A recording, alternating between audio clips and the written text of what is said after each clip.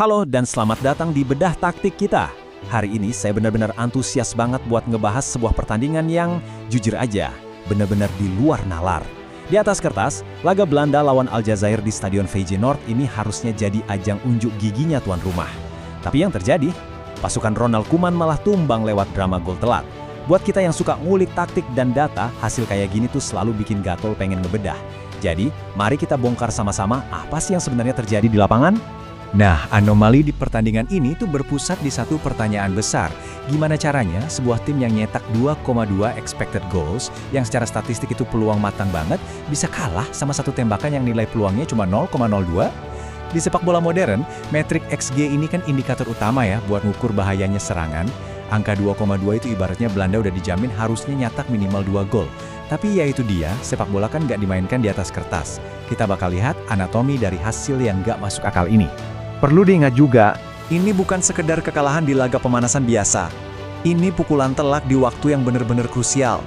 Ini adalah laga kandang terakhir Belanda sebelum mereka berangkat ke Amerika Utara buat Piala Dunia 2026. Laga yang harusnya jadi momen buat matengin taktik, mompa mental pemain, malah berujung ngasih tumpukan PR gede banget buat Koeman dan staf pelatihnya. Coba bayangin angka ini, 2.2. Sepanjang pertandingan, Belanda tuh benar-benar murung pertahanan Aljazair, dominan banget. Mencatatkan 2.2 XG di level internasional itu artinya kalian udah berhasil nembus pertahanan lawan dan bikin situasi berbahaya berulang kali. Secara taktik, skema serangan Koeman ini sebenarnya udah jalan lancar banget, rapi, sampai bola masuk ke kotak penalti. Tapi, sehebat apapun kita nyiptain peluang, nggak bakal ada artinya kalau penyelesaian akhirnya tumpul.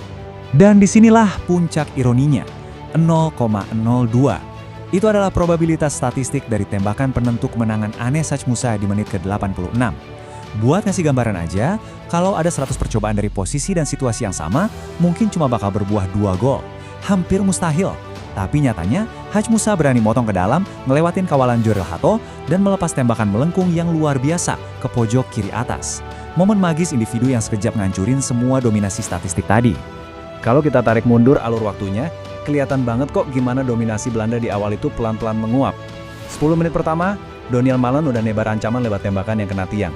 9 menit kemudian, dia lagi-lagi buang peluang emas. Terus, masuk waktu turun minum, terjadi 11 pergantian pemain. Ya, khas laga pemanasan lah ya. Tapi efeknya, ritme dan aliran bola Belanda hancur berantakan. Momentum mereka hilang gitu aja. Dan akhirnya, di menit ke-86, kelenggahan itu dihukum dengan sangat fatal. Peluang terbuang, kendali lepas, dan gol. Sekarang kita bandingin dua sosok sentral di laga ini.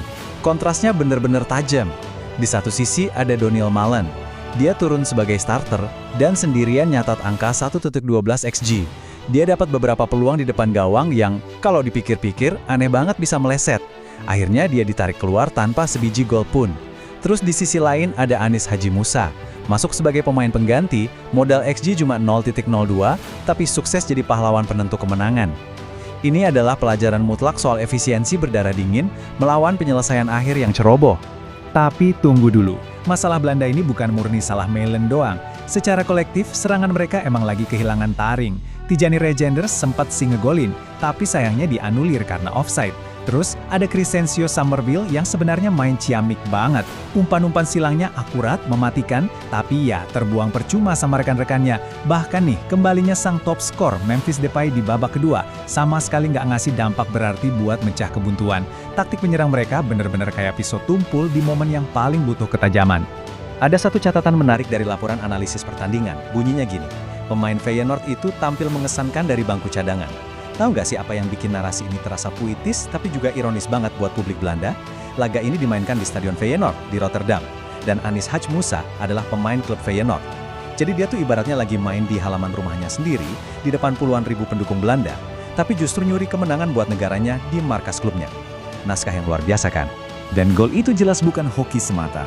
Hachmoussa benar-benar jadi motor pengubah permainan sejak dia masuk. Coba perhatikan efeknya. Dia nyiptain 2 peluang krusial dan nyatat 3 dribble sukses. Itu yang terbanyak loh di timnya. Yang lebih hebat lagi, dia berhasil memenangkan penguasaan bola 4 kali.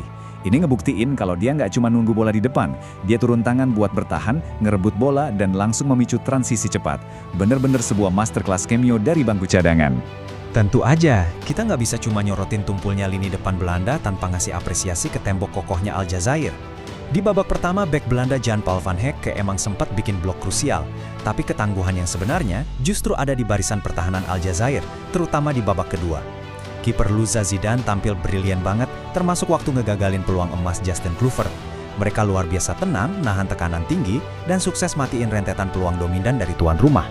Nah, buat Ronald Koeman, alarm bahaya sekarang udah bunyi nyaring banget. Gagal manfaatin peluang, apalagi buat pemain yang lagi sikut-sikutan nyari posisi inti, itu dosa besar di sepak bola turnamen. Kita tahu, Piala Dunia itu kejam. Sebuah tim mungkin cuma bakal dapat 1 atau 2 peluang bersih dalam 90 menit. Kalau tingkat efisiensi mereka seburuk laga ini, wah, kampanye mereka di Amerika Utara bisa selesai lebih cepat dari perkiraan. Koeman wajib cari solusi secepatnya. Waktu terus berjalan buat kedua tim. Belanda sekarang dihadapkan pada tenggat yang mepet banget. Koeman butuh respons kebangkitan di laga pemanasan terakhir lawan Uzbekistan sebelum mereka terjun ke laga pembuka Piala Dunia kontra Jepang di 14 Juni nanti. Sementara itu, buat Vladimir Petkovic dan skuad Aljazair, hasil ini adalah suntikan moral yang masif. Kenapa? Karena mereka bakal memulai kampanye Piala Dunia pada 16 Juni menghadapi ujian paling pamungkas, sang juara bertahan, Argentina. Pastinya mereka bakal datang dengan kepala tegak. Jadi, mari kita bungkus bedah taktik hari ini. Bisa kok Belanda nemuin kembali insting membunuh mereka sebelum terbang ke Amerika Utara? Dan, di sisi lain, mampukah struktur pertahanan yang solid dan transisi memantikan Aljazair bikin mereka jadi kuda hitam yang siap ngejudin Argentina? Sepak bola selalu ngajarin kita satu hal yang pasti. Dominasi di atas kertas itu benar-benar gak ada artinya tanpa penyelesaian akhir. Terima kasih udah gabung di bedah taktik kali ini, dan sampai jumpa di analisis berikutnya.